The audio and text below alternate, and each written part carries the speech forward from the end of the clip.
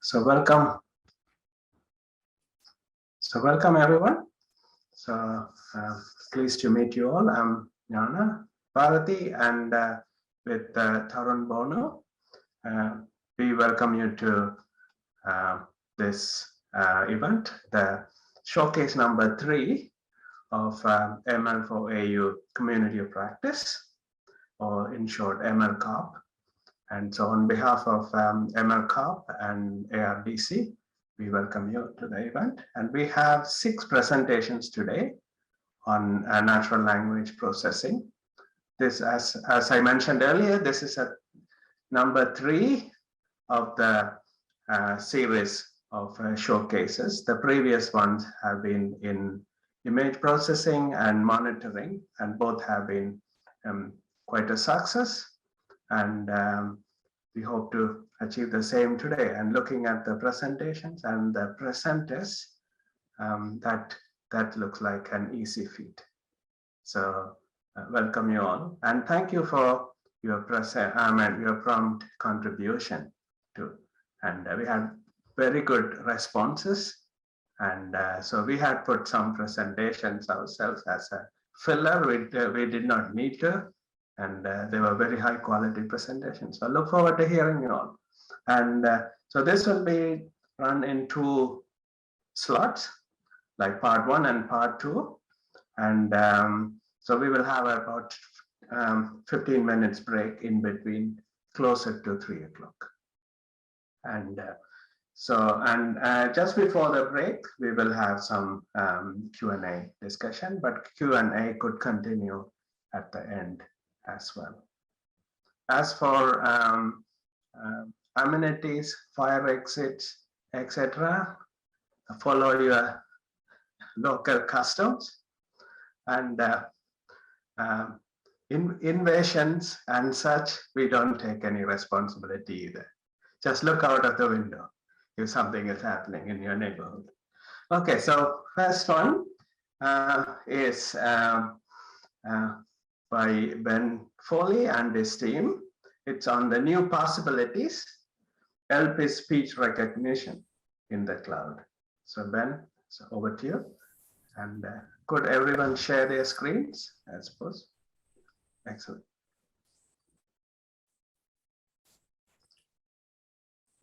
Hi everyone. So can you see my screen? Great. Let me begin by acknowledging that today I'm coming to you from Gubbi Gubbi country on the Sunshine Coast, and I'd like to acknowledge the traditional owners of this country, past, present and future. And I say this because the work that I've been doing the last few years is with speech recognition, and particularly working with the languages of a lot of Aboriginal people in Australia and Indigenous people, First Nations people across the world. So it's important to recognise the contributions to this research. So today I'm going to be talking about speech recognition, which for some people might be a bit outside of NLP. So it depends on the way that you categorize NLP. This is a project that's happened over the last few years. It started with the ARC Centre of Excellence for the Dynamics of Language, and the University of Queensland, Australian National University, the University of Western Sydney and University of Melbourne. And now this project is coming into the Language Data Commons of Australia, the Australian Text Analytics Platform, which are ARDC funded projects happening with a bunch of universities. So we'll see how this project evolves. And today I'll be talking about the next steps of speech recognition in the cloud.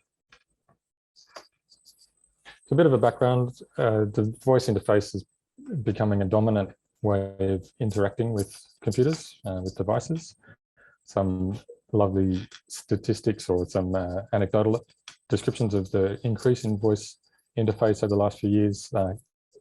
In 2019, almost 500,000 marriage proposals were received by Google's voice interface, which demonstrates how ubiquitous this is becoming as a way of interacting with devices. A lot of people are using these as ways to interact with the devices for navigation. Lots of different ways that we can use these. Translation is a big way of interacting. We use the voice interface to interact with translation technologies a lot.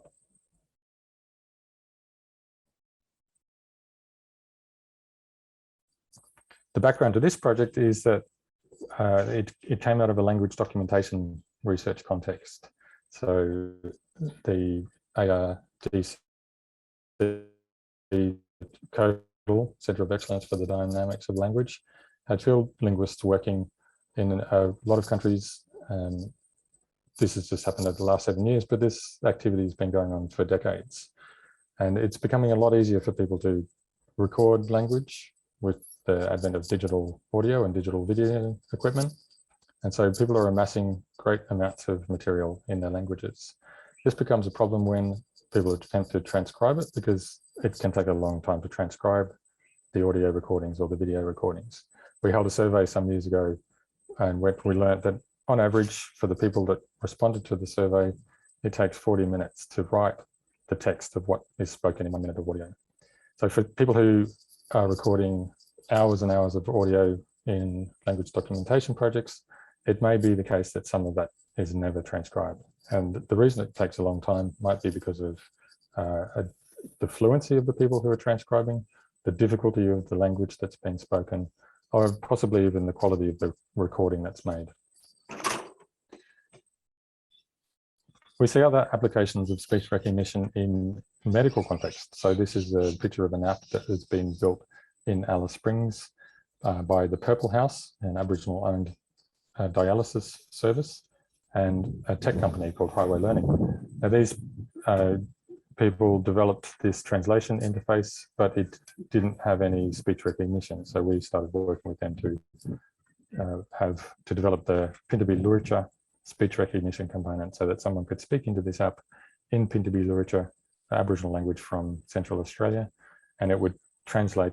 It would first transcribe that into Pintabee Luritja text, and then the rest of their program would do the translation from Pintabee Luritja text to English text, and then speech would be made in English, and then vice versa. So it's really important to see that the application of these techniques can be across different domains and across different fields. Speech technology has been known for a long time to be useful in certain applications, but it's typically been very inaccessible. So our first workshop was to use the Caldi speech recognition system. We held a 3-day workshop with 20 software engineers and linguists. It took us 2.5 days to install the program and learn how to use it to get some results out of it. We saw the results were useful, but the process of working with it was just extraordinarily difficult. You can see that even the feedback that the system gives you says it has this, the feedback, this is probably a bad idea. So the tooling doesn't instill confidence even in the people who are used to using it. For, say, a linguist who may have a lack of training in using even command line, let alone using their speech recognition systems themselves, this would become almost impossible task to prepare their own speech system.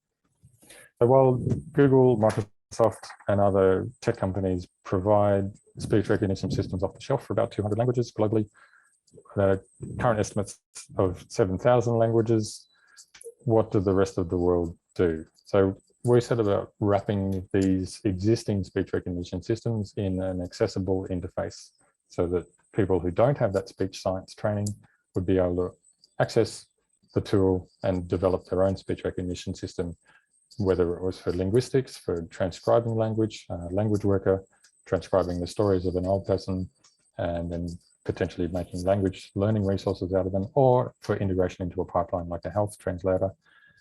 To create a usable interface was an important step in making this technology accessible. So this is a screenshot of Elpis, the speech recognition system interface, which we've been working on for the last few years. You can see that compared to the command line interface, it just looks a lot friendlier to use.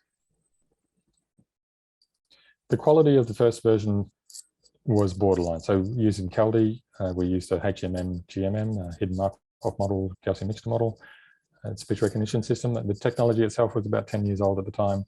And there certainly were newer approaches, but this system was selected because of the results were achievable with very small quantities of data. So some of the people that we were working with might have only had 1 hour to 5 hours worth of training material. In commercial systems, to put out a commercially high quality system typically requires hundreds or thousands of hours of training data. So even with a few hours, the system you can see here had small amounts of error. It was not the sort of thing that you would use and just put out the results. It was intended to be something that might facilitate a first pass transcription that then the linguist or language worker would review and correct. So that orange in this slide are errors. So you can see that it was working okay. It was recognizing some of the words, but it was still not so great. So just recently we've integrated a Wave to Vec version 2, which is a transfer learning based approach. So its speech model is trained on something 50,000 hours of audio, and then we use a fine tuning to a small data set. And you can see that here we get much higher quality results. So in the two of these three examples, it's bang on, it's got exactly correct. And then the third example, even the errors are sort of are recognizable. So we're seeing really high quality results. However, it does require GPU to run. Now, this is a hindrance for a lot of people who might not have access to GPUs, especially because a lot of the people that we're working with are running on laptops or on office computers that don't have GPUs in them. So we're currently developing a version of Elpis which runs on the cloud with GPU access, graphical processing unit, so really high quality, really fast processing. But it comes with the problem, the cost of cloud access and limitations for people whose corpus may not have licensing to allow them to be uploaded to the cloud. So from here, we're looking at extending this to, well, we developed the architecture with the Google Cloud infrastructure because it's a really nice environment to develop in. We're also investigating options to deploy this onto Nectar so that potentially a researcher could spin up a Nectar instance and have access to Elpis in the cloud. And as Nectar is looking at providing GPU access in the future, then it's possible that Elpis would be able to tunnel into a user GPU in that infrastructure. So we're really interested in looking at the research infrastructure to provide access to this tooling. I think I'll cut off now, and that might give us a moment or two for questions.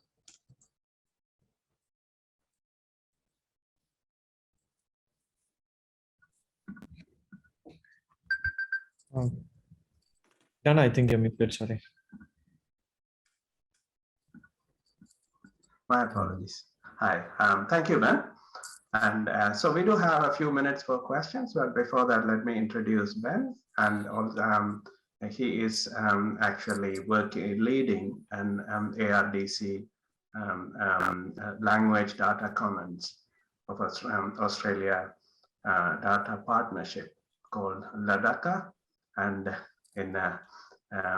then Australian text analytic platform projects. And he has a long research history of actually working with resource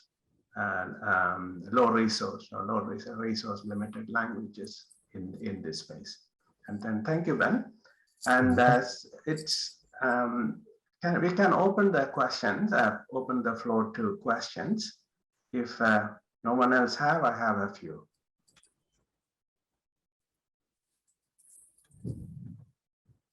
Thank you. I think there was a lot to cover in a very short amount of time, so I can understand that people are still taking it.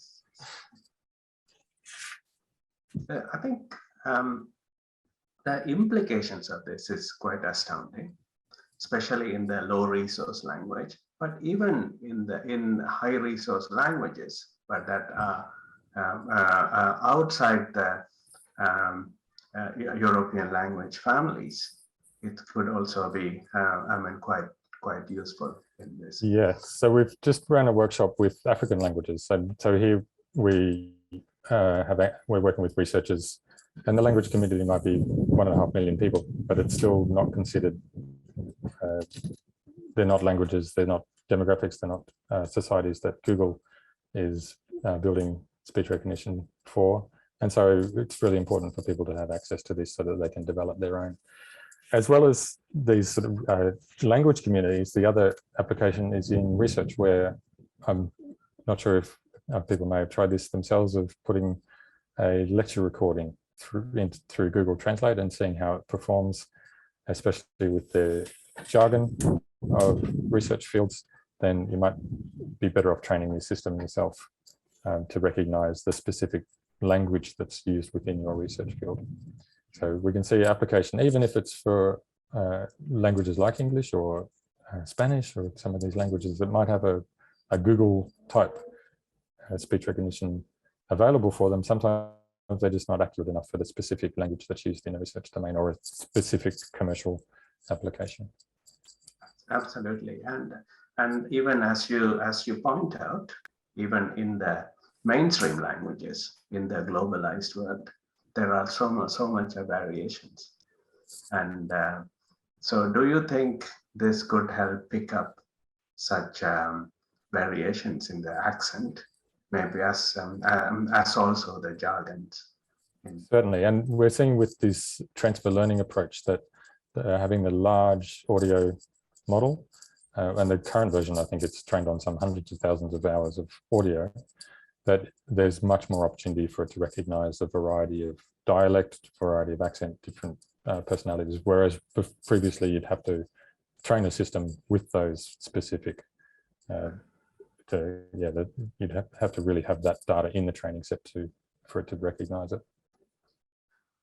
So this wave to wake, and are you are using wave to wake, and are you also using any specific transformers in this? So it's the wave to vec 2 version of the library, and yeah, it's using the transformers. We're wrapping the Hugging Face version of it. I'm not sure if people here know Hugging Face. It's the online repository of AI and machine learning models, and so initially we started to wrap. The second version of Elpis, we had ESPNet, which was another speech recognition system developed a few years ago, and we used that. However, we started to recognize that if we waited for each new algorithm to come out and then looked at wrapping that, we would be stuck in a very it'd be a very high maintenance way of developing. So each system would have its own wrapper, it would become very fragile. So we moved towards supporting the Hugging Face wrappers of the algorithms. And so this way we can have an abstract Hugging Face wrapper, and then potentially we can multiply that across. So if there's a new version comes out, then it becomes a lot easier to swap out the actual algorithms rather than having to build entire new methods to support those. Beautiful, beautiful. Thank you, Ben. And let's so there's a sweep question. the floor if there are any questions. There is one from Hayden. Are there models out there that derive a sense of tone or emotions? Yeah, so in one of the data sets, or one of the languages that we were working with in the version prior to doing the Wave2Vec 2 implementation was Chatino. This is a language that I think it has something like 15 different tone patterns and then 15 different tones as well, extraordinarily complex. Now this language uses punctuation to mark up the tones, and depending on the speech recognition system, it can be recognized. So we have been working with a developer named Oliver Adams over the years, and he had a tool called Persephone, which he wrote during his PhD thesis. And it was it was extraordinarily good at working with tonal languages. Another one, Yongming Na, is a Chinese language that Oliver and Alexei Mechal developed the system for, and it would work with as little as a half an hour of training data. It would learn the tone for those languages. So it was a phonemically based system. It didn't recognize words, but it picked up the phones and it did learn tone. So it depends a lot on the way that the system's been developed. And I haven't had a chance yet to try the new the Wave2Vec 2 with these, although I do understand that a master's student has been working with Yongmin Na and the raw version of Wave2Vec 2, so not the Elpis implementation of it. And she has had extraordinary results with it as well. So with these end-to-end type systems, whatever you put in, it should recognize at the other end. So those layers probably could be incorporated into the same transformer as well. Yes, and then I just saw a paper where people are then adding a language model on the end of it. So you have your end-to-end system, you put in something, you get something up, and then people are now looking at refining that with the addition of a language model layer to post-process the results. Thank you. I mean, there's a lot for us to discuss, and I myself, I do provide some, support for the data and TAP. So we will continue to talk. We can add this one. This is a segue into the next presentation of Associate Professor Amir Aryani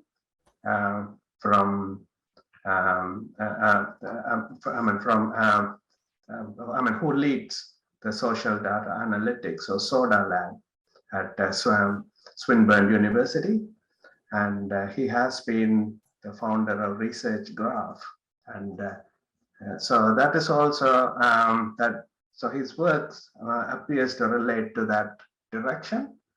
And I would also add Amir has been a part of ARDC prior to that. So welcome, Amir. And so we look forward to hearing from you now. Hello, hi everyone. Thanks, Gnana, for the introduction. So I'll go through the slides. When we were initially planning for this presentation, we thought, okay, well, what's going to be useful for the group and what kind of information we can share. Research Graph has a number of different projects. We picked this one for two reasons. One is that it actually has a natural language processing element in it, in building the database, but also the database is going to be basically shareable with other researchers who want to collaborate in this space.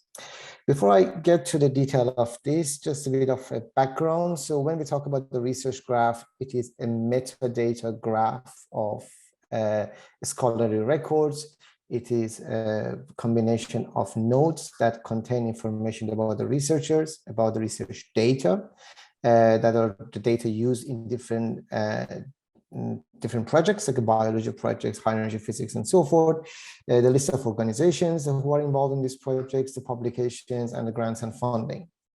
Now, like any other NLP projects, NLP can be applied in different contexts. In this context, we're applying NLP in connecting nodes in a graph.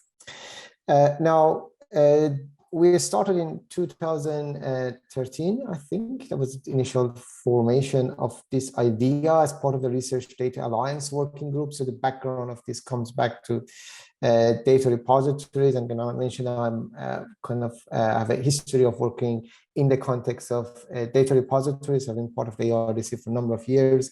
And at the time, we were working with a number of different partners in the Research Data Alliance platform to connect data sets together in so many different ways, including the metadata graph of related information.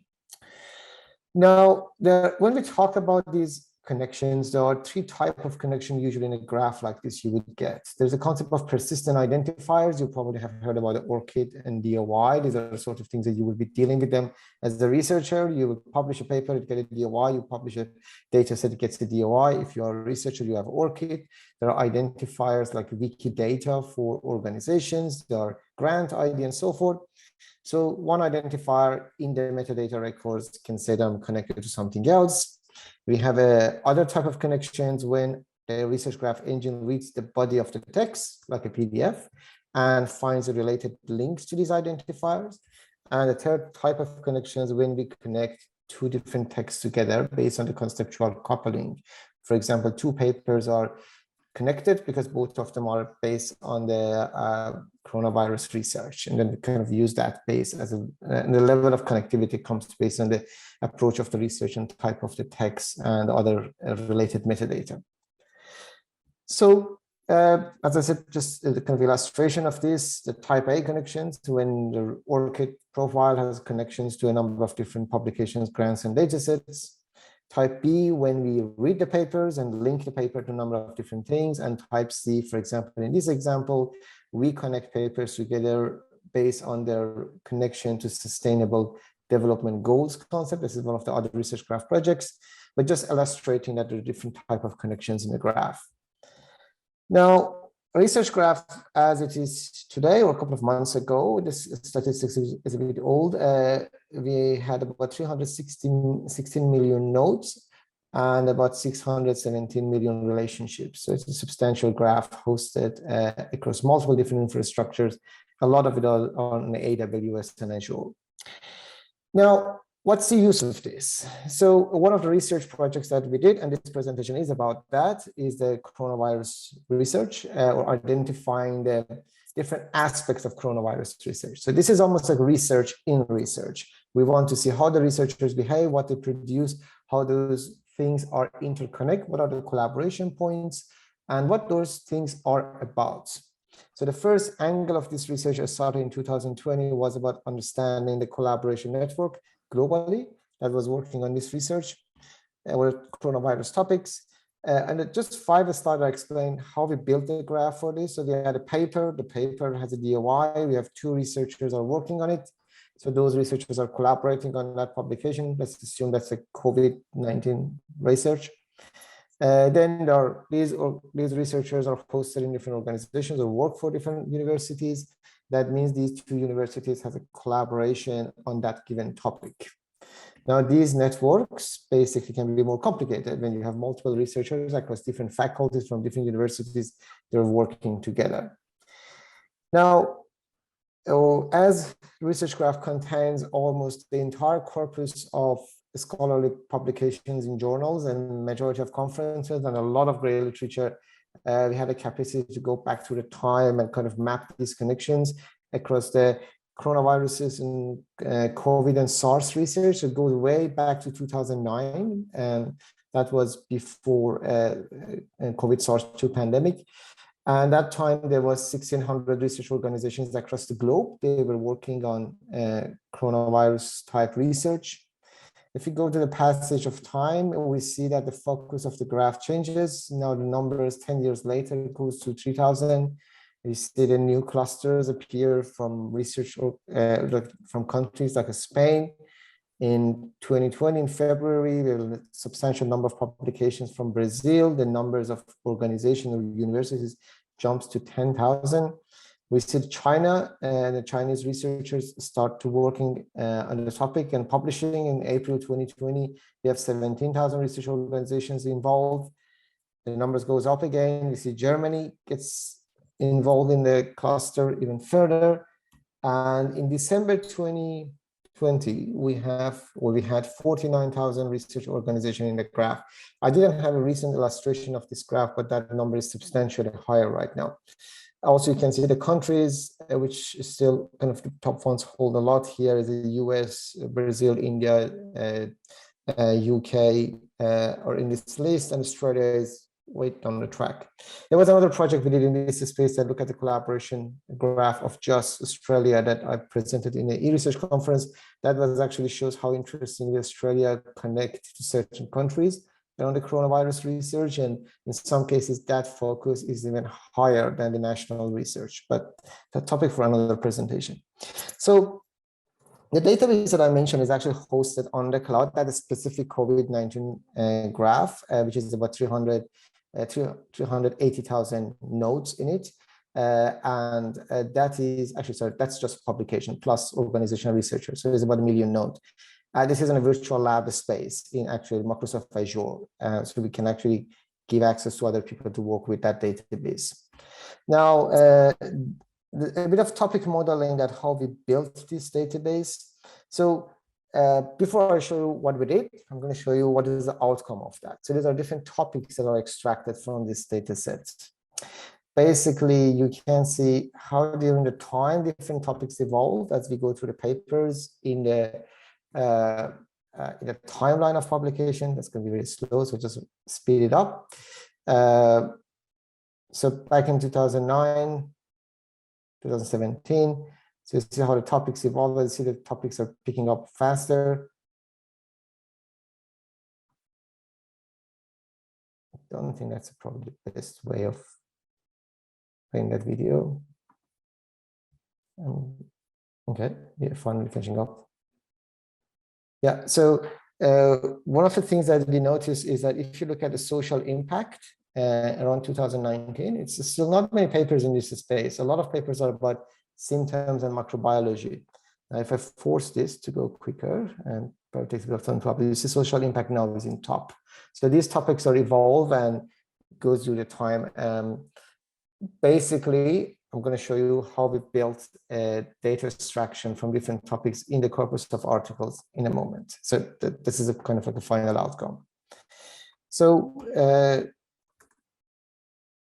going back to the model, we have as February, actually November last year, we had 383,000 publications around the area of COVID-19, coronavirus, and SARS-CoV-2. And from that, we had about 334,000 in English. We only focus on English paper in order to just build that time series visualization. Now, what we did basically, we used the NMF technique to cluster these topics to different containers. And the idea was basically by clustering them, we identifying different topics. And we found that around the K-12, the 12 collections, we kind of have the most optimal number of coherence between the top keywords in each cluster. The way that we measure that, we basically look at every single cluster and we extract the top keyword and we look at the coherence of those to see at what level those topics are tightly connected together. You can see kind of a word cloud of this and the distribution of the papers across these collections. If you look at the bar chart, basically the blue lines are the number of papers in a collection that are only single paper, single topic, so the paper only belongs to the collection and nothing more. And the orange ones when we have multiple, so the paper can belong to multiple collections. Basically, what will happen is that you will get a ratio that says what is the likelihood of this paper to belong to different collections, and we put a threshold on that, and based on that threshold, we drive the conclusion. What we did is that we look at the top keywords, as I mentioned, and then we basically select a number of papers from each collection with the top keywords related to that. And then we basically work with a group of public health researchers, and we asked them to review all of these results. It was actually but from a group of 20 researchers, and it take each one of them about 1 or 2 hours to review about 30 papers. So there's a substantial amount of work of tagging. And then from that, we drive basically the names for these collections and things like the socioeconomic impact and healthcare and information syndromes, infection syndromes, they all come from the domain experts who told us what is the most likely relevant topic to that collection. Some of them, it wasn't easy, and some of them we actually recognize that although the AI say 2 things are in the same collection, they are actually cover multiple public health topics. Again, there's just a final kind of review of that data set. You can see the co-occurrence rate of papers appearing in different collections. Collections in this context are reasonably independent, like the most amount of kind of co-occurrence of the papers between them is about 14–15%. So it's less than 20%, which is quite good, as these are the reasonably independent collections from each other. So this data set, as I mentioned, and the way that we created that was aiming to a number of different publications we are working on with the collaboration of Jingbo Wang from NCI and the ORCID Consortium and a number of different other partners. We not only planning to actually publish our findings, but also publish the data set. And also at the same time, we are more than happy to share the data with you. If you are interested to work with this, we can give you access to those virtual machines. I think beyond that point, I'm available for a few questions and answer. Unfortunately, I'm gonna then after that jump to another meeting. Jingbo will be with the group. So in the kind of roundtable discussion, Jingbo can actually kind of fill that role. So on that note, back to you.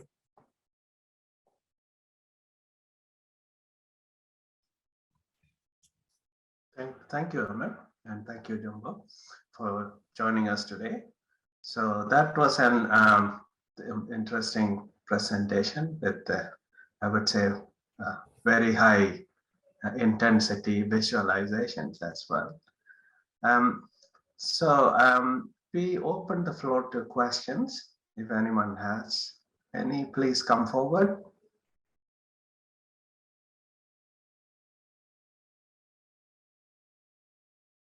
Okay, so you mentioned about this non-negative matrix factorization to cluster these topics and so on, and you are using topic modeling, probably LDA, I suppose. And have you also looked into any say word2vec or any of the glove or any such embedding in your separating these clusters? So yeah, that actually word2vec, this is the method we use to measure the basically the cohesion of the topics. So once the clustering tell us basically what will happen with the K-mean cluster, so with the NMF clustering, you would get a number of different clusters. You don't know what's the optimum number of clusters, and we use the word2vec between the top keywords of those in each cluster to identify the cohesion level. So that's where, if you remember that diagram that I showed, and K was in the 12, that was the most optimum way. That was one way of we measured, try to actually identify what is the best number of collections. And there was a lot of, we work on this whole challenge of what is the right number of collections for quite a long time. And Jimbo can relate to that pain.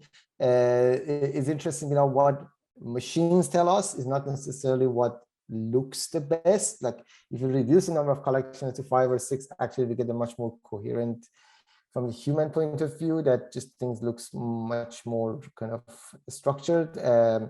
But yeah, it's so back to your previous question. Yes, word2vec is used for the cohesion level at the top of the clusters. Sure. That's wonderful. And any other questions? Yeah, Rakesh, yes, please. I might ask a question. Hi, Amir, great talk. So Rakesh from Uni Adelaide here. So this might be a naive question coming not from a machine learning background, but is there any way to monitor sort of the impact of the papers or the quality of the papers as you model this entire thing? Because obviously one of the things that's been talked about is this codification of research, which is all these people, researchers who are not previously working with COVID, this thing now being involved, So is there any way to track that? Yes, there is. And one of the simple ways is that we can, because of the research graph, we do have the track record of all the researchers in different spaces. So we can even go back to the individual time series of researchers and build a model to say how many researchers have switched to this topic that was previously was completely on different things. Like they were working on the biodiversity and now they're switching to COVID. Now, how that's possible? But let's assume if it is. So we can actually track that. We haven't done that research, and that's the whole point of this collaboration. There's a number of things that we can do. There's the things that we are doing, but obviously more can be done if you have more collaborators working with us. The other thing that related to that can be measured. You can consider the impact factor of a journal. That again, that information is available. We haven't looked into it. You can actually look at the size of the paper. In biology, there's a lot of micro publications that the whole paper is not more than a page. You can look at that one. You can look at the citation metrics of the papers. You can look at citation metrics of the researchers behind the papers. You can look at the fundings that researchers receive behind those papers and the grant that the researchers or organization received. So there's a number of different dimensions that you can look. We had a research assistants and postdocs who looked at some of these things already, and we found some interesting insights, if you like. But yeah, I think in some stage we need kind of energetic people to kind of make those things interesting publications. That's great. That's great. And so I mean, it looks like an interesting addition or augmentation to this Web of Science and such consolidators. And have you been exploring that angle as well? Sorry, no. What is you asking? No. So this kind of generating such insights could be of interest to consolidators. such as say Web of Science and so on, who actually have a very simple, they do provide a simple graph for this, for collaboration and topic relatedness, etc. But what you seem to have done or have been doing is to expand that in a more drillable manner. Is that correct? So we, in the context of Research Graph, we work with publishers and data providers. And from that point of view, we are in direct communication with a lot of players in this field. Usually for the publishers, the main application is that what is the actual application? So this goes beyond the research and it really sits on the point of the commercialization as a whole different conversation.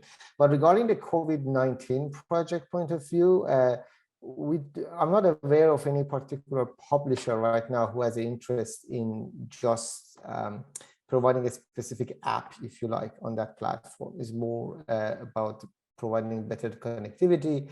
And from that point of view, we work with a lot of partners. So that's the whole idea behind Research Graph from day one, how we can actually work with the data providers and publishers to enable data citations, to basically provide better connection between the research and research activities and research outcomes. That has been our mission, if you like, for the whole lifetime of the Research Graph, and is an ongoing mission. Sure, that's great, wonderful, and let's keep talking, and I hope more collaborators would come and join you and make this a even more powerful than that. And, thanks a lot. with that note, we could, and yeah, thank you, Amir. And then we could move on to the next talk, which is the essence of text understanding in proactive supply chain disruption identification. So the speaker is Hamid. Hamid from UNSW. He is he's a final year PhD student, I think, and he's been supervised by Associate Professor Omar Hassan of UNSW and Dr. Mortiza Saberi of UTS. Hamid, you are there? Yes. Hi, thank you for the introduction. Thank you. So I share my screen and start the talk. Sorry. Yes. So my name is Hamid, and I'm going to talk about the essence of text understanding in proactive disruption risk identification. That's the name of my project. So, as I mentioned in the topic, we propose a model to identify disruptions from news. And definitely in doing so, we consider that we are living in a network environment. So what's happening in one area of the world can affect businesses' operations around the world. And a really good example is the COVID-19, how it affects businesses globally. So we can do this manually, definitely, using Apple News, Google News, a lot of powerful sources. But we can do this also automatically, which is our focus in this research, which is faster and more precise. So we our proposed model consists of 4 modules. So 3 of them are exactly the natural language processing, using natural language processing techniques. And the 4th module is the reinforcement learning part, which I focus on the first 3 methods in this talk. So before starting the proposed model, so we need to identify and define the risk event. So we use Cambridge taxonomy of business risks, which consists of 177 risk events. Then using NLP techniques and the Wikipedia database, we just enrich this taxonomy to 3,000 risk events. Then, so what happens in our model is that at first the user just identify based on the objectives of their business, their operations, their company, they decide which risk events are important for them. And again, what happens here is that, again, using the NLP tools, we calculate the similarity of the selected terms with the database that we made before. So for example, if recession is important for a company, so we look for market crisis, economic collapse, financial crisis, all of these terms with a similarity rating. And also, for example, the location, as I mentioned. So for example, if there is this company is within Australia, all the businesses within Australia, for example, we can see all the locations inside Australia. After this, so we move to the data collection part, which is a news extractor system.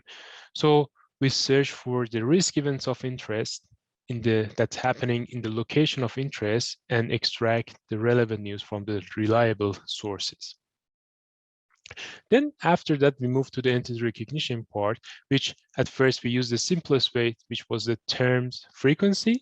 So we calculate the occurrence of each terms, and based on the weight that we calculated before, their similarity to the risk event of interest, we calculate the news score. So when we calculate this, we move to the reinforcement learning part, that it's going to be the input for reinforcement learning part that I'm not talking for now. So what we did was we developed a model that can identify the potential disruptions and present it to the user. So that was good, but it wasn't proactive enough. So we were thinking to use some logical reasoning. So the first idea that we added to this model was that what happens if we find out the causal relations of these risk events, and also to understand what is the economic relations between countries.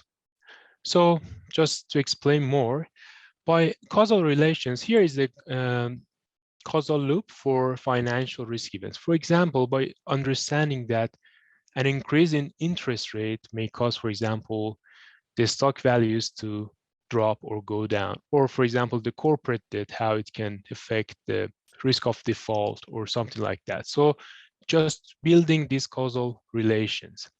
And also by economic relations, I mean, for example, for Australia case, we can say who invests in Australia, or where does Australia invest, to find out these sort of relations.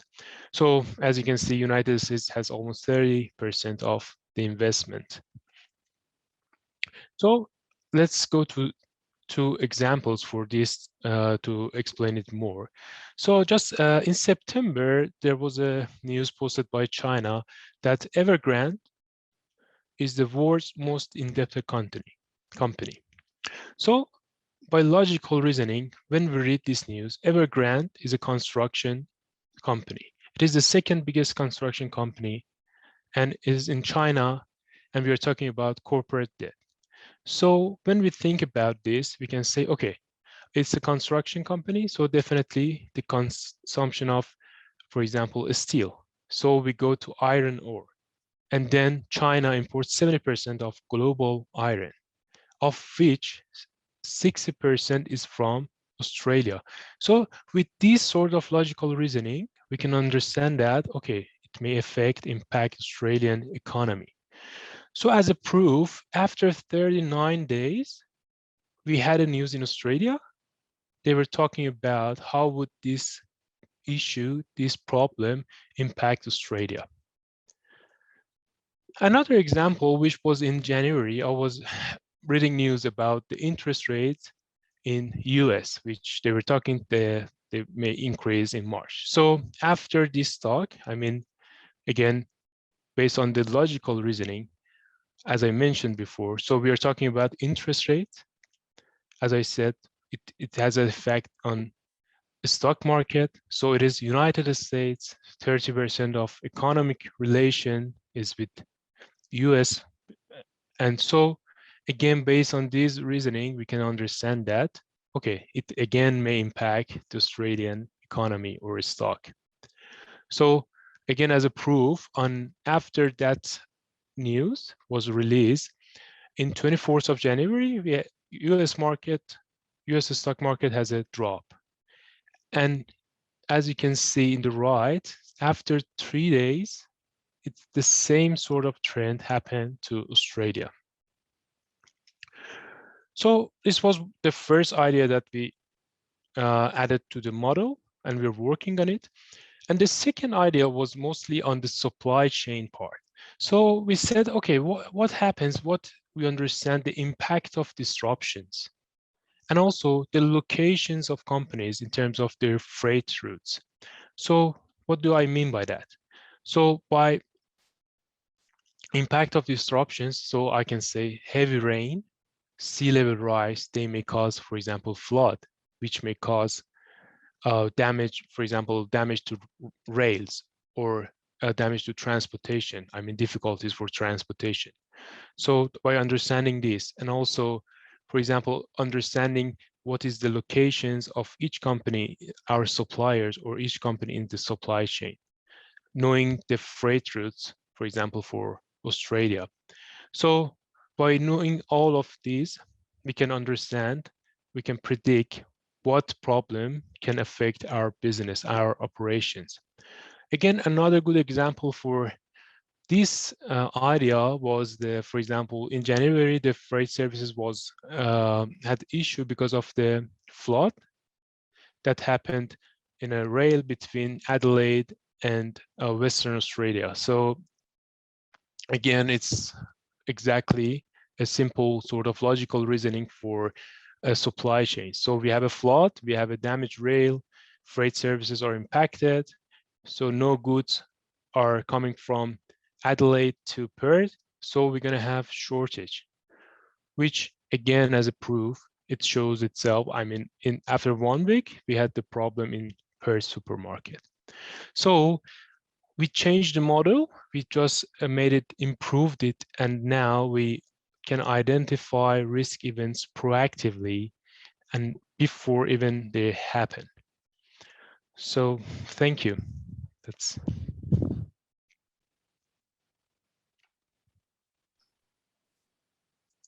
Thank you, Hamid. And that was an interesting presentation. And I suppose the ramifications are fairly large if it's fully implemented.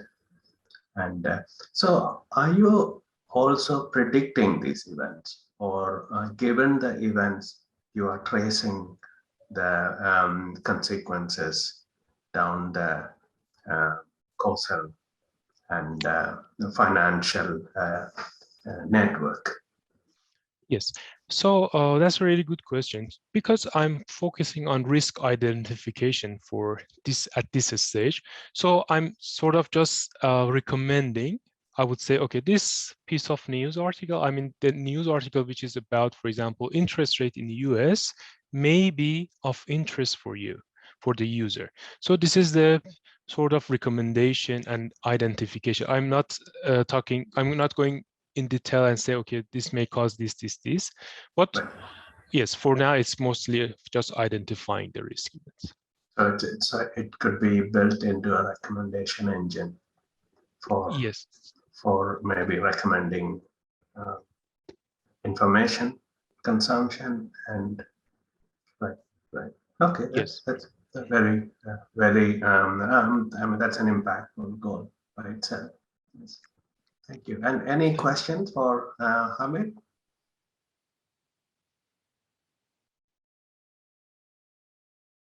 I have a question.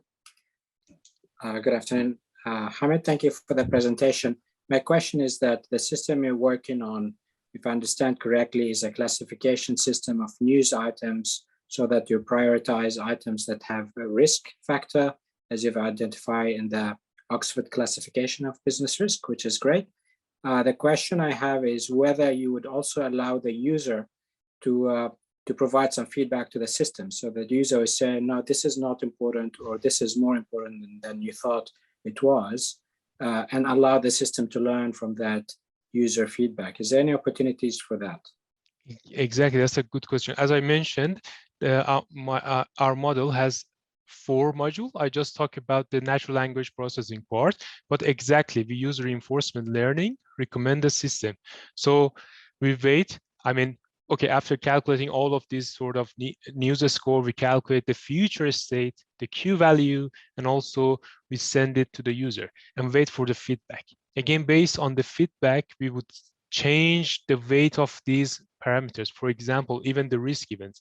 For example, that news which was about recession, and it contains, I mean, recession which is caused by coronavirus, by COVID, is not, for example, useful for me as a user.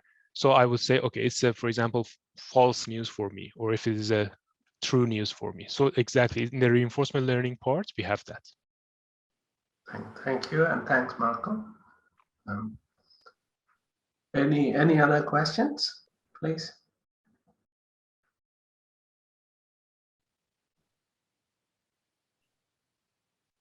Okay, so that's good. So so we could thank you for that presentation, Hamid.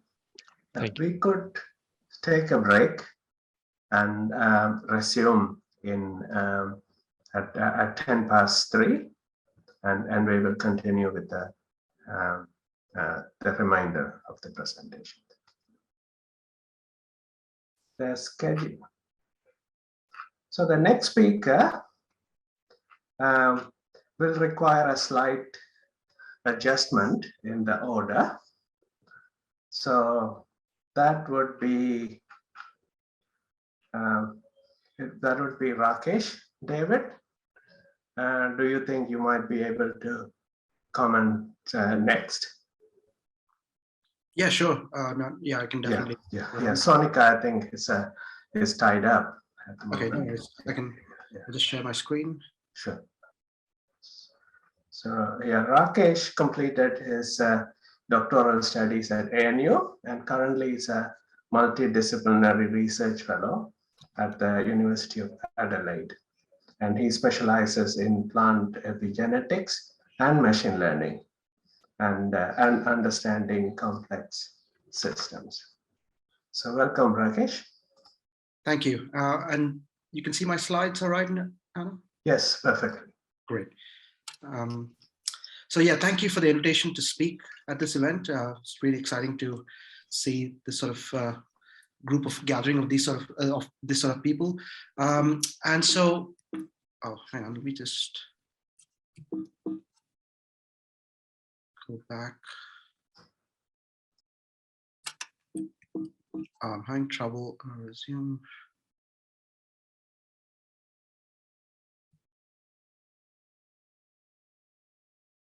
Sorry, can you see my slides again?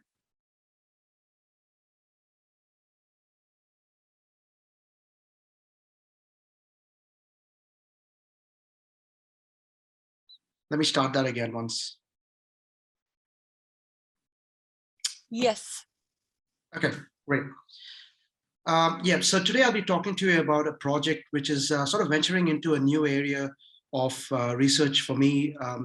I'm traditionally, as Gnana mentioned, I'm a plant molecular biologist and plant epigenetics, but this came about really as a necessity as we came across a research problem or a research gap, and we wondered whether some of these NLP and machine learning tools can provide an answer. So the work that I'm talking to you about today was based out of the University of Adelaide at the Wade campus and was done as part of the Center for Excellence in Plant Energy Biology, led by Matthew Gilliam and Steve Timon. So the PEB Center has finished its funding term now, but this was one of the projects that was running. The machine learning aspects were carried out by Gustavo at the Australian Institute of Machine Learning. And we had some two very bright computer science students who took this project on as part of their studies. We also got some help from UWA for some of the data sets that we were working with. So a bit of a background. The first thing that I thought I'd show you is this growth of biological databases. So I'm sure most of you are aware what biological databases are. They're essentially structured content of some kind of biological information. And Nucleic Acids Research Journal, essentially what they do is they publish or they compile all the databases that were published annually, and they publish it in January every year. And so this essentially shows you the growth of those biological databases in the last 20 years, and that's accumulative. And the gray one is the new databases. But one of the things that this database, this graph hides, is the number of databases that go obsolete during time. So this really speaks to the maximum of, if I have data, therefore I should create a database for it. And one of the things that we have seen is that with every year, the number of databases that go obsolete increases. And so what this sort of tells us is that we are very good at getting funding and building new databases. We're not so great at keeping them going and the sustainability of that of those databases. And us at the Plant Energy Biology, we have I guess developed a number of plant-based biological databases over this funding period, and we've run into this issue of beyond the funding cycle, how do we keep these databases going?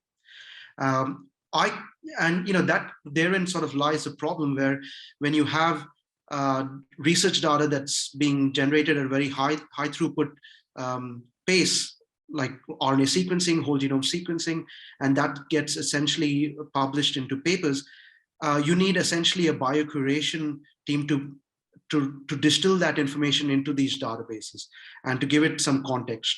And that model is unsustainable because you need a manual expert curation team, it's time consuming. And as I alluded to before, the limited funding period is always an issue. So, and I ran into this issue as well for one of the databases that we were developing. I won't go into the details here, but just to give you a snapshot, we were developing a database for protein transporters in crops. So these are proteins that assist in moving ions or nutrients across cell membranes and to different parts of the plant. And we wanted to create a database for it. And we sort of divided each protein transporter into 3 functional categories, and then subdivided them into sort of experiments that test those functions. And what we realized is that that was great in that we were quite ambitious, we were just quite comprehensive, but it was not sustainable. So what we decided to do is, well, can we use some of the NLP techniques to assist us in capturing some of this information? And so we decided, as a first instance, let's look at the subcellular localization of proteins. So this is essentially where these proteins are located within the cell and within the specific subcellular compartments. And we picked this because this is a very fundamental feature of proteins, and essentially what many people do when they get a new protein, this is one of the first things that they will do to give it a clue, to essentially get a clue of what the protein actually does. So what we decided to do is, here I've given you an example of a sentence that I pulled out from one of the papers that we looked at. And the sentence reads, the yellow fluorescent protein was, as a trackable cargo, was targeted to plastoglobules when fused to PGL34 protein, right? So in this thing, the important things that we are looking for are the entities. So what we've got is this yellow fluorescent protein, which is a methodology. And this figure below essentially shows you the figure of what's been done. So they've taken this protein, tagged it with this fluorescent protein, and then under a microscope, they can visualize that it was targeted to plastoglobules, which are essentially a small subcompartment within chloroplasts of plant cells. And so what we would want to ascertain is, can we train and test a neural network to predict relationships between these entities, these semantic relationships between these entities, and assist us in this curation effort. So of course, what I gave you an example there was quite a simple, straightforward example, and that can get quite complicated very easily when you have, for example, in this sentence where you have the GPR protein localized to 2 different locations using the same methodology. And in this case, as you can see, even if you train it and there's 1 protein, 1 methodology and 2 locations, and even if the classifier gets it slightly wrong, it's still okay, because you would the protein is essentially located in both these locations. But in this example below, they showed that using 2 different techniques, we would you get localization in 2 different subcellular localizations. So getting that semantic and syntactic sort of relationship, capturing that is important. And one thing I'd like to mention is we did focus on the three entities being, and one of the important entities being methodology, because I think that's lost in a lot of these NLP techniques, especially in, for proteins, because essentially the methodology is very important in interpreting the results. For example, GFP, it's a visual signal, and it's great for spatially defining where the protein is. But other techniques like mass spec are a very high throughput proteomic approach, and is very good for actually looking at very small quantities of the protein within a compartment. So what we decided to do is, well, we decided to test this. So we had a data set which we knew was belonged to, or was curated by, manually curated by our sister node at UWA, and it's called SUBA, and that's essentially a database for Arabidopsis proteins. And what it does, it's been manually curated, and it's got in its list 1,768 published studies, not the full text, but the citations for them, right? So we decided to use this as our data set to work on. And so what we developed was a workflow that essentially will help us assist in an NLP technique to essentially to identify these relationships. And because that database didn't contain the full text papers, we had to start right from literature retrieval, so full text literature retrieval. And full text was important to us because, again, a lot of the times the abstracts or the title don't contain the methodology, and we were keen to have that information. So we had to get this full text, and that was one of the challenges actually in this project, getting full text articles. The next step was actually extracting the relevant sections. So we were not interested, for example, in the introduction or the discussion where they were talking about proteins from another paper. We were interested in the results that the authors themselves found. So we were looking at materials and methods, results sections. And then we had this essentially a sentence highlighting or segment highlighting tool, which was a 40-word sliding window, which essentially searched for protein names. So we had a database of protein names, all the locations and all the different methodologies. And when it got a hit, it would essentially extract that out. And then we did this for about 200 articles. We went through and annotated them, so tagged them using a BRAT annotation tool, and linking those, identifying those entities and the relationships. And then we went, in this case, because the protein names or the methodology themselves are not that important, and really we're looking for the classifier to use the contextual information between those words to identify.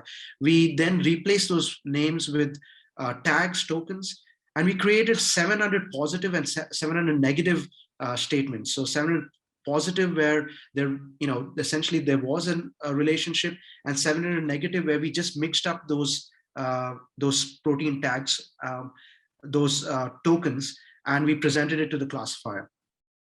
So we used a bidirectional LSTM for classifying, but we also went back to the original corpus, and the remaining articles we used continuous bag of words to essentially pre-train the network to do these, to essentially learn the domain language of the papers that we're looking at. And essentially what we would get right in the end is either a true or a false relationship. A true relationship suggests that there is a, that it was able to correctly classify, and a false one that it was not. So just some last bit of results. What we did find was that we got some quite high, relatively high accuracy with our classifier, so up to 89% with the super corpus. Sorry. And then what we decided to do was also test it with an independent database. And this is, again, CropPal is a database of subcellular localization for crop proteins. And we got similar levels of accuracy. And some of the things that we noticed was we got higher prediction accuracy for negative input sentences in which the entities did not satisfy that this thing. So it was, the classifier was able to correctly say that there was a negative, that there was, these entities did not have a relationship more accurately than when compared to a positive input statement. And of course, as I mentioned before, not all sentences just contain a single triplet. When they contain multiple triplets, as you would expect, the accuracy was higher when you have single triplet groups. So I guess what I'm trying to get at is what we're trying to do with this NLP when we look at papers is to build a protein knowledge graph or protein feature map. So we just looked at location within the cell, but what we'd be looking to do is extract binary and n-ary relationship that describe complex protein features. And by doing that, we essentially get we can assist in protein curation efforts. So one of the ways this can be implemented, and this is an example of one such search engine, the Microsoft academic database, which is in hindsight is probably not a great one because I just found out that it's no longer, as of 31st of December, it's no longer active. But the same would hold true for other search engines. Is if you have the schema of how these those knowledge graphs are connected with papers and authors, what we can do is using the papers, the citations in the papers, we can start to build these protein feature maps by looking at citations, because citations would we can look at other papers that describe the same protein, but looking at another function. We can also start to aggregate these proteins under fields of study, which are also there. And another aspect which we could do is, because we looked at methodology, and a lot of these consolidators look at authors and institutions, we can look at it as a collaboration tool. So who and at which institution is, where is this particular methodology being concentrated or it's really good at? And so that's one way of actually reaching out to them to collaborate. And so just to let you know, this was work that we have published in scientific reports. And in terms of future direction, what we're looking at, this is very proof of concept stage. And what we're looking to do is to package this workflow into a tool that would assist in protein annotation efforts, databases like UniProt, for example. And also, of course, as I mentioned, expand the use cases to other protein features. With that, I'd like to conclude. Thank you for listening.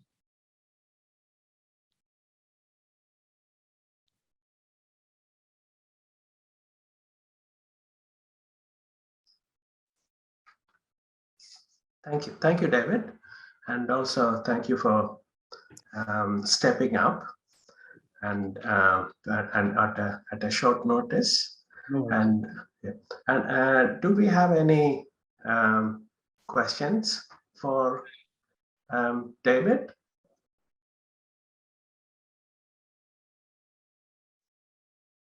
I'm sorry, I mean Rakesh.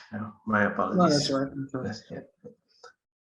So yeah, I guess I've taken it, this talk is more from a from a life science researcher perspective on the application. So, you'll have to excuse me if I don't know the machine learning details in this thing, but happy to answer as well. Sure. I think we sure have some life sciences folks here. So I hope to hear from you from them on the domain aspect of it, because I think your work is quite rich in this. So yeah. There is a question where whether your scripts would be available. Yeah. And so I did put up a GitHub link. So one of the things, as I mentioned, is we were not just keen to have just this aspect of the machine learning and a classifier thing. We wanted to have a complete workflow, and that's been stitched together as a source code which is available in GitHub. It's available as a link on the paper which I put in, so I can share the link with everyone, and you're happy to access that. And it's even includes the data sets as well, the cleaned up data sets. So it's got everything there. Sure, that is exactly the way it should. The research should really be published and disseminated. Yeah, so that's nice. And also, if what other generic applications do you think we could potentially have, or what are the transferable applications? of this workflow. Yeah, so it's interesting to see if this, if this would apply to other disciplines. I mean, it goes back to what your, how, the sentences and what entities are you trying to capture the relationships between. I mean, subcellular localization, one of the good things is, the language in these articles, in a way, it's good that it's quite boring and it's quite stale, and pretty much everyone describes it the same way. If you had very rich text with very different, I guess, tones to it and stuff, then it would be probably more difficult to train. So I'm confident that, within the biological science, this thing that we would be able to take off a lot. It'll be interesting to see how much it would, one of the things that would be something like, COVID related research, and whether we can capture some of that information. So I'd be whether that's an interesting angle that we could apply this as well. So yeah. Sure. Thank you. And I mean, I would certainly be, I mean, personally, I would be certainly be interested in taking a look at the pipeline, and then see if there is applicable. And so that's interesting. Thank you for the presentation. Yeah, thank you. And so we could move to the next speaker.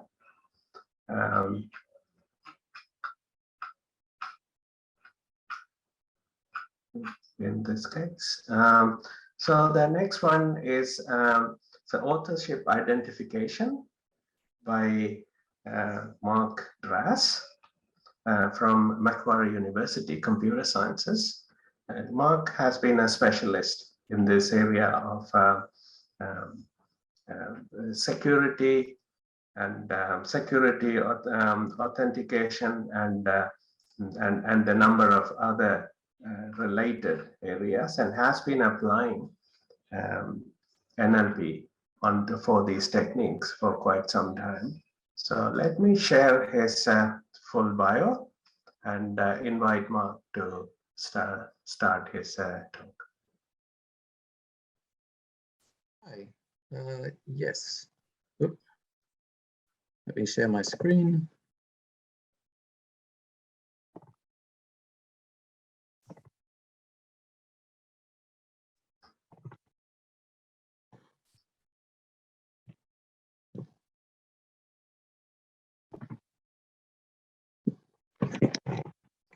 All right, Zoom is telling me that people can see that. Is that right?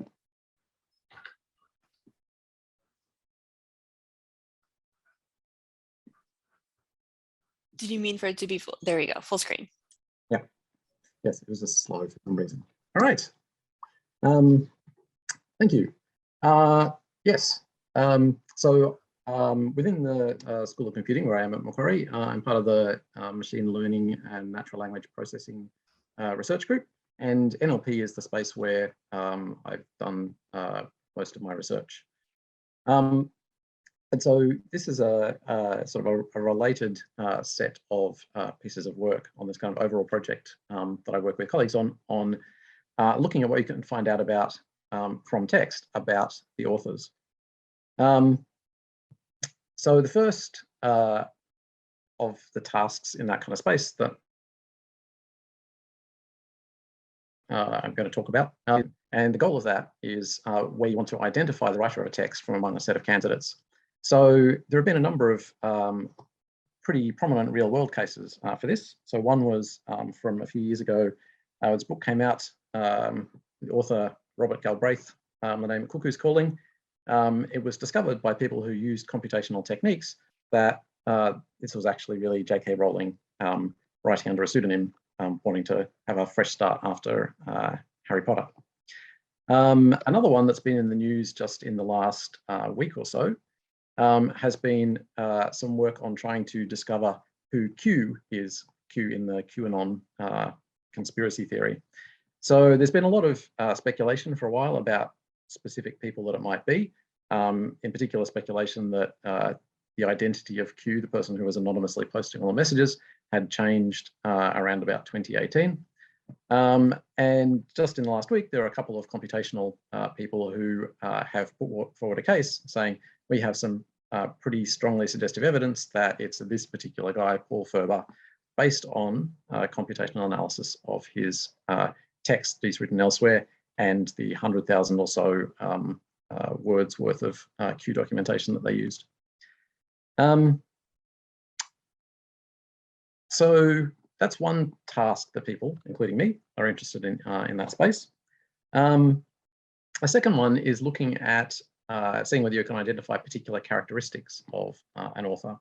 And so those could be the age group, whether the writer is young or old, the gender of the writer, or the particular example that I've got here, native language identification. So the goal of that as a task is to identify the native language, or L1, of the writer of a given text, given a second language, or L2. So here are three examples. These ones are taken from actual texts by non-native speakers of English. There's a lot of work in the field of second language acquisition and language learning on the kinds of typical errors that people from a particular language background might make. So this first example here, the development of country park can directly alleviate overcrowdedness. So there's either a missing determinant, the a, or so on, or missing plural. It makes it not quite perfectly grammatical English. And those kind of errors are typical of speakers of languages where you don't use determiners like the so Slavic languages or Chinese. And in fact, this one was written by a Chinese speaker. And so the goal of this task is to see whether you can discover what the native language was of the person who was writing from those sort of clues. So there are a number of use cases of that. A security kind of use case. Here's a real world example. This is from a number of years ago, I think it was 2014, when Sony was hacked and they had movies stolen and computers destroyed and so on. And there were emails sent as part of that. And so if you have a look at this, you might guess that it's not actually written by an English speaker. And in fact, there was some computational analysis done which supported the identification of the source of the attack. So security is one kind of motivation, but also, as I mentioned, language acquisition and learning, looking at this from a computational kind of perspective, trying to identify what kinds of characteristics of, what are the kinds of characteristics of language written by non-native speakers can be applied in supporting language learning and understanding second language acquisition. So of the work that I have done with colleagues in this space, so there's in NLP, there's some established work on this. Early work used an international corpus of learner English that was put together, not specifically for this purpose, but that was useful for helping to understand it. The standard data set that's pretty widely used for benchmarking is one that was put together from essays that were submitted as part of the test of English for a foreign language, or TOEFL. And this data set was put together by ETS, which is the organization that runs TOEFL. Probably a number of you will know this if you have students who have come to study here from overseas or whatever. So the ETS people put together this data set over a set of 11 languages. So everyone was writing in English. This was a test of English from 11 different L1s with 1,100 essays per language. It's balanced across topics so that if you're building a classifier, you couldn't have the extra clues about what the topic was in order to work out the native language. There have been a few other data sets put together. There's a big Reddit-derived one, but the TOEFL 11 data set is the one that's pretty much a standard benchmark. And that was actually put together as part of a shared task where the idea was to formalize this as a task, native language identification, and have a bunch of research teams from all around the world take part. So there's an original one in 2013 that this was put together for, and then another one in 2017 that also included speech. So looking just at the written one, the one with the essays, the highest accuracy from a team that submitted was 83%. This was pre-deep learning, so logistic regression and support vector machines were the most popular learners that were used there. And the thing that we noted was that it was consistently useful for this task is that ensembles of learners turned out to be, like all of the high-performing teams used ensembles in one way or another, although the use was pretty ad hoc. So in our work, what we were looking at was how you could systematically investigate ensemble architectures for combining learners by drawing on a bunch of work from other areas of machine learning.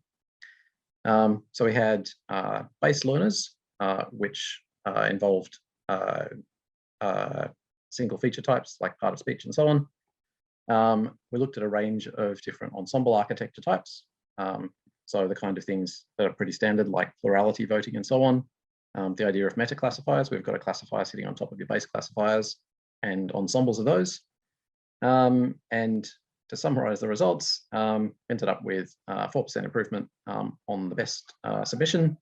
Found that meta classifier ensembles were the best approach. And the results over this 11 language set were mean that, you know, it's not perfectly accurate, but still useful for applications. The second task, coming back to the first task of authorship identification, where the goal is to identify the writer of a text from among a set of candidates. So one way of framing this task is where you're given a text and you don't know who the author is. So like this first one up here, Gaze knows his opportunity. You go to the marquee, he said, I need to see something, Luke. And you're presented with a number of texts from candidate authors. So here there are 3 candidate authors, and you have to guess which one was the same author as the first piece. In this case, it turns out to be number 3, and there are a number of stylistic similarities. So the use of dialogue, the use of first-person pronouns I, and so on. So for this, there are a number of data sets available as part of some shared tasks. We wanted a large data set, so we constructed one ourselves from online fan fiction. And that's where the previous ones came from. That was all Harry Potter fan fiction. For approaches to the problem, they're conventionally divided into classification-based, so the standard sort of machine learning classifiers that we used in native language identification and they're used elsewhere, or similarity-based ones where what you try to measure is the similarity between text or between properties of texts. Similarity-based methods, it's been shown, are better for large numbers of candidate authors. It's hard to generalize the classifiers like for a large number of authors. It's also better when the candidate set is open, where the author might be someone who's not in the candidate set, and also where authors haven't been seen before. So similarity-based are useful for the kind of context we're interested in, but all of the existing similarity-based methods just have a fixed notion of similarity. So, for example, taking vectors of n grams of characters and calculating cosine between them. So what we were looking at was applying deep learning here, and specifically deep Siamese architectures. And what we wanted to do was to learn a notion of similarity, learn a particular instance of a metric that would score text highly if they were by the same author, and give it a low score if they were from different authors. So that's kind of one subset of the results from that. So we learned a notion of similarity on a training set from 1,000 authors with a number of pieces each. From the test set, you have to pick an author of an unknown text from among n candidate authors, as in the example. And importantly, the authors in the test set haven't been seen before. So they're authors you don't have a model of, but what you want the Siamese learner to have learned is, well, these are just similar in terms of the characteristics of the stylistic properties of the author. So for looking at guessing from among 10 authors, we have a wider set of results on that. So obviously that's 10%, just accuracy just by randomly guessing, 44% by using a previous similarity-based high-performing method. You can get 94% for that task now, and we discovered a few other things. So as with NLI, so that high performing enough that it'd be useful for actual applications. The last thing I wanted to touch on is, you might think, and various people have, that there are going to be some privacy risks in that. In fact, I read an article in Unheard just this morning, the sort of alternative publication site, talking about the unmasking of the QAnon author Q and the privacy risks that this has for everybody. The example I have here is somebody else who was a blogger during the Iraq War, who was identified where it was a risk for him to have his identity revealed, and he was discovered based on his writings, but not through a computational technique. So what I've been looking at with some other colleagues is the extent to which you can modify writing so that you preserve some privacy there. And there are a number of techniques in the literature for doing this. Mostly are empirical. We're looking at using differential privacy for this, which is a method that comes with some mathematical guarantees about the level of privacy that you get. And we're looking at a particular approach, which is based on a generalization of differential privacy with metrics, which has been used for tasks like geolocation. So hiding your precise identity when you're on, say, a mobile device that wants to know where the nearest Thai restaurant is, and thinking about how that translates to the n-dimensional space that's used for representations of language problems. So as a whirlwind tour through the kinds of work that I've been doing with colleagues in this space. Thank you.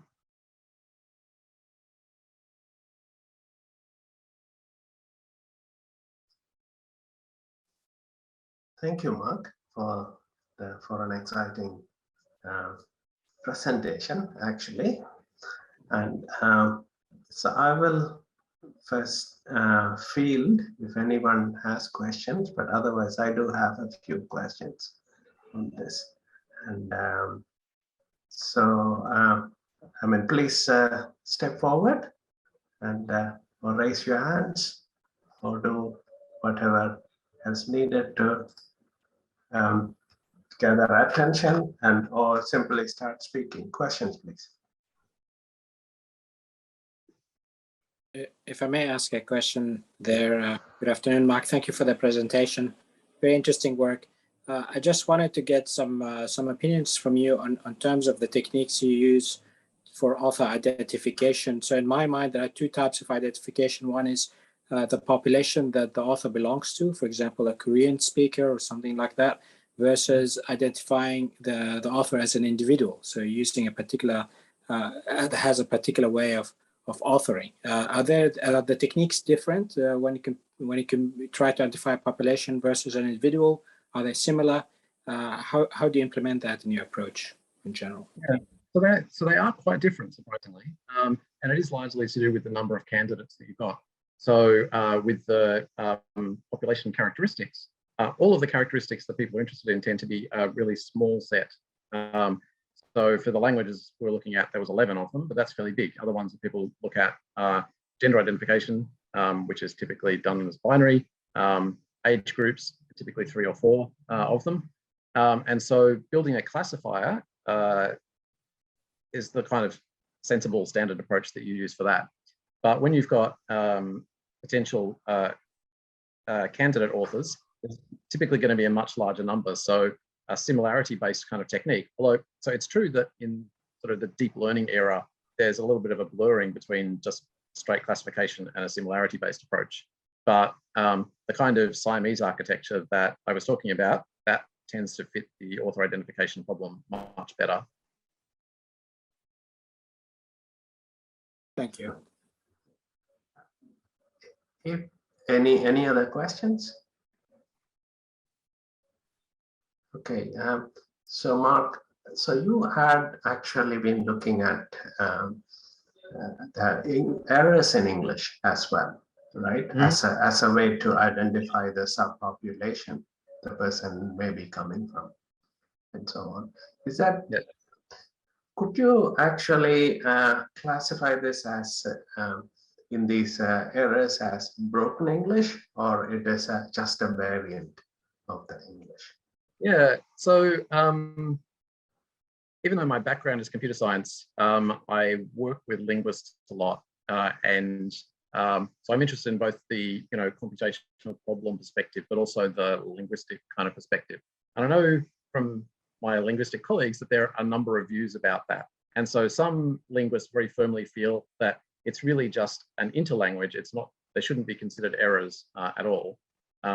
Maybe a slightly more old school approach is, no, these are just errors with respect to sort of commonly understood as grammatical English. But for a computational problem, you can consider it in both ways. So one is, well, you're just trying to learn the characteristics of a typical interlanguage structure that somebody who's, say, a Mandarin native speaker versus a French native speaker might have. In terms of computational tools that you could use for it, so this isn't something that we used extensively, but I know other groups have. You can have grammar checkers and get it to tag a text and say, all right, so this is a determiner error and this is whatever. You find those kind of annotated corpora in the space of grammatical error correction, which could be used here. And so the kind of tools that people use and the corpora that are being built for that does tend to frame it as it's an error rather than an interlanguage kind of idea. Sure. And then you have been citing or actually giving a list of data sets, TOEFL, and so on. Is there any more extended list, or is it something that you picked? And where would you go if you were to? So the Linguistic Data Consortium hosted at the University of Pennsylvania contains a number of corpora for that. I think the first one that I listed, the equal data set, is just available by contacting the owners. The TOEFL 11 is hosted by the Linguistic Data Consortium, costs money though. The Reddit data set is also available by contacting the authors, I think. So I'm not aware that there's like a somewhere handy that's links to all of them. There are a few others, but they're kind of the significant ones. So, and your work, I mean, could be a good prelude to one of the work that I'm currently working on. So I might actually reach out to you separately for the paper or the. And would you be making the presentation available as well? I'm sorry? Would you be making the PPT, PowerPoint available? Oh yeah, sure. At some point, yeah. Yep. Sure. Thank you. And so if there are any other questions for anyone in the team, this is a good time. So we can have a discussion. Doesn't matter who the speaker is. If you thought of something or some opportunity or some suggestions even, and please, step forward or speak up. So this is it's meant to be a friendly chat more than anything. So I'm hoping to hear a bit more or see a bit more interaction in this case. And the request to Mark, please don't run your algorithm right now. And I'll be able to track you all down. That's right. Okay, so anyone coming forward? Hi, Hamid. Hey, I just turned on my camera. I just wanted to, yeah, I have no question at the moment. Thank you. Okay. But we are pleased to see you. Thank you. Nonetheless, yes. It looks like we had a good session, successful session. Unfortunately, 2 speakers could not make it, and some cancellation in the last minute. So we are finishing a little bit earlier than we anticipated. And but if anyone want to speak, even the presenters want to add anything more to their presentation or start something, put a call out, maybe it's a good time as well. And we look forward to this interaction continuing. And I myself have identified a couple of things that I might want to pursue myself. And so that is good. And yeah, so in otherwise, so any I know we gave very little time for the presenters by setting 10 minutes and 5 minutes for questions. But in case you felt that you wanted more time or want to say something, please come forward.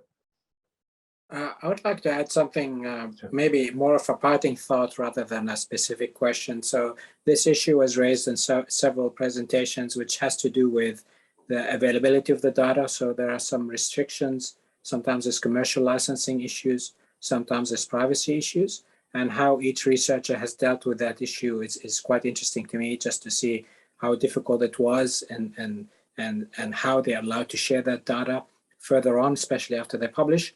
And the other side of it is that when they come up with the results, some of those results are also vulnerable to some security issues or privacy issues, and they had to specifically deal with that. Just like we saw, for example, identifying a particular author who would like to remain anonymous and so on. So it seems like this is an issue that's across a number of applications there in terms of how do we deal with the data as an input and how do we deal with it as an output of the research. I think that's a very valid and significant point. And Mark, do you have any comments on this? Being an expert in the privacy space. Yeah, not really, no, except that I agree. Yeah, definitely. There's a whole lot of increased privacy risks now with machine learning and big data. So, and it's a moving target too. Yeah. What has been probably considered sufficiently anonymized may no longer be anonymized, including thanks to your contribution and so on. Now you can identify more precisely. Discussion where an academic had said that as a colleague who, when he writes reviews, always leaves out articles, so it doesn't look like his normal style of writing and people think he's Russian. So you might all want to be practicing having a different style of public writing from private writing. Right. That's interesting. And but I think that distinction is harder for academics because you have to keep pushing things out in their names and get credit for it. And so, but thank